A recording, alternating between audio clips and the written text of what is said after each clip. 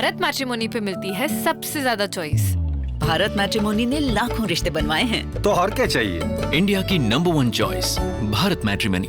बिहार विधानसभा चुनाव 2025 के पहले चरण के मतदान का समय यानी 6 नवंबर अब आ गया है।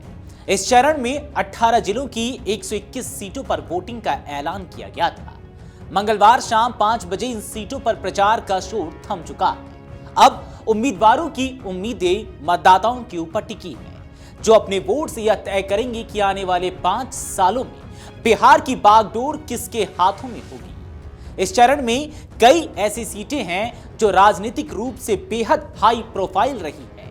कुछ सीटों पर पारिवारिक प्रतिष्ठा दांव पर है, तो कुछ पर नए चेहरों और नए राजनीतिक समीकरणों की परीक्षा है। ऐसे में आइए जानते हैं पहले चरण की 10 सबसे चर्चित सीटों के बारे में। सबसे पहले बातचीत करेंगे राघोपुर विधानसभा सीट के बारे में। राघोपुर सीट पर इस बार भी सबकी नजरें टिकी हैं। यहां से राजद नेता और महागठबंधन के मुख्यमंत्री पद के चेहरे तेजस्वी यादव मैदान में है। तेजस्वी ने अपने राजनीतिक करियर की शुरुआत इसी सीट से की थी और अब 2015 और 2020 दोनों चुनावों में जीत दर्ज की थी। भाजपा ने इस बार सतीश कुमार पर भरोसा जताया है, जो 2010 में राबड़ी देवी को हराकर सुर्खियों में आए थे। जनसुराज ने चंचल कुमार को उम्मीदवार बनाया। यह सीट लालू परिवार की प्रतिष्ठा से जुड़ी होने के कारण बेहद महत्वपूर्ण है। इसके बाद आता है तारापुर विधानसभा सीट। तारापुर सीट इस बार उप मुख्यमंत्री सम्राट चौधरी के कारण चर्चा में है। पूर्व में परबत्ता से विधायक रहे सम्राट अब भाजपा के टिकट पर यहां उतरे हैं। उनका मुकाबला राजद के अरुण कुमार से है। यह लड़ाई सत्ता पक्ष और महागठबंधन दोनों की साख का सवाल बन चुकी है। तीसरी विधानसभा लखीसराय। लखीसराय से भाजपा के दिग्गज नेता और राज्य के उप मुख्यमंत्री विजय कुमार सिन्हा एक बार फिर चुनावी मैदान में हैं। वे 2005 से लेकर अब तक इस सीट पर मजबूत पकड़ बनाए हुए हैं। हालांकि 2005 अक्टूबर में उन्हें हार का सामना करना पड़ा था। इस बार उनका सामना कांग्रेस के अमरीश कुमार से है। यह मुकाबला भाजपा बनाम महागठबंधन की रणनीति की सीधी परीक्षा है। चौथी सीट मोकामा विधानसभा सीट, जो आजकल खूब सुर्खियों में भी है। मोकामा इस बार सुर्खियों में इसलिए है क्योंकि जदयू उम्मीदवार और बाहुबली छवि वाले अनंत सिंह चर्चा के केंद्र में है।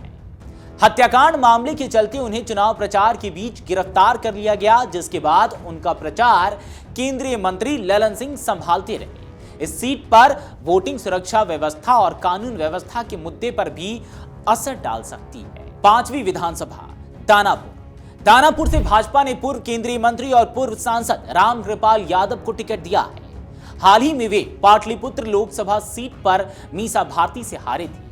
उनका मुकाबला राजद के रीतलाल यादव से है, जिन्होंने 2020 में यह सीट जीती थी। यह मुकाबला अनुभव बनाम स्थानीय लोकप्रियता का रूप ले चुका है। छठी विधानसभा महुआ, जो कि अपने आप में खूब चर्चाओं में है और उसका कारण है तेज प्रताप यादव। महुआ सीट पर तेज प्रताप यादव फिर मैदान में है। इस बार अपनी नई राजनीतिक पहचान के साथ राजद ने यहां मुकेश कुमार रोशन को उतारा है, जबकि जनसुराज ने इंद्रजीत प्रधान को मौका दिया है।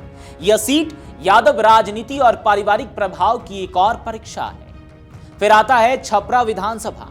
छपरा इस बार भोजपुरी स्टार खेसारी लाल यादव की वजह से सुर्खियों में है। राजद ने उन्हें उम्मीदवार बनाकर माहौल चौंका दिया है।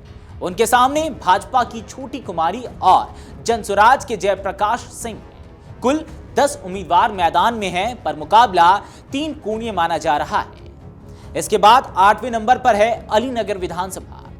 अलीनगर में भाजपा ने लोक गायिका मैथिली ठाकुर को उतारा है। उनके सामने राजद के विनोद मिश्रा और जनसुराज के विप्लव चौधरी हैं। यह सीट युवाओं और पहली बार वोट देने वालों के रुझान की परीक्षा भी मानी जा रही है। 9वीं विधानसभा, जिसके बारे में हम आपको बताने जा रहे हैं और जो खूब सुर्खियों में है, वो है रघुनाथपुर।